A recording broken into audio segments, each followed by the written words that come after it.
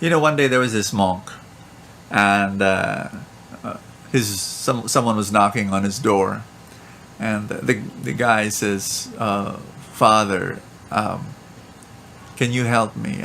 I've been deeply hurt, and I can't move on. I just can't. I'm just so angry, and it's been for so long, and the hurt is there." So the monk said, "Please come in." And so when they sat down, the monk decides to say a joke, and the joke was so funny that the guy just kept laughing and laughing and laughing. And then after his laughter died down, this is what the monk did. He said the exact same joke a second time. And then the man just chuckled, respectfully. Now, not anymore the boisterous laughter, because it's the second time. And then you know what the monk did? He said the joke a third time. It's the exact same joke. And the guy just smiled.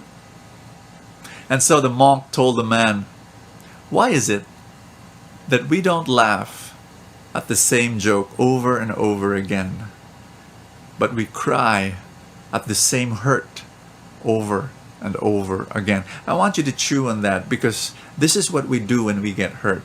We play the mental movie of how we got hurt, on how that person did it, and how we got so deeply hurt. We replay it 100 times a day, and so the wound is never healed. Here's what you and I need to do. We need to change our movie playlist. We need to actually watch new movies. About what? Start thanking God for your life right now and every blessing that you have. Thank God for the blessings that happened in the past, even the trials that you went through and how those trials made you better. Start looking at the future and start watching movies about your future. Yes.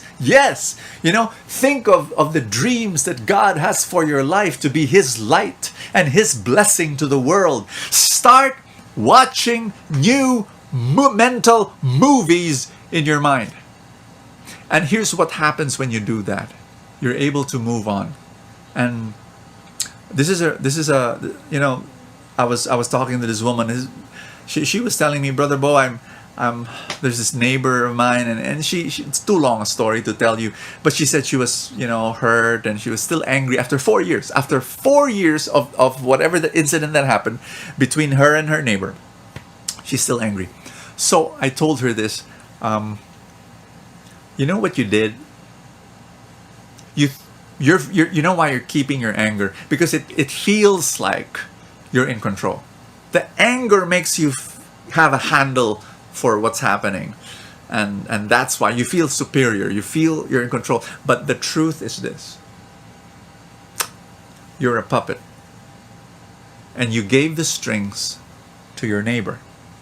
So whatever your neighbor is doing, he's pulling those strings. And you follow whatever your neighbor is doing, whatever your neighbor is saying. In other words, you're a puppet. You've given your neighbor control over your life.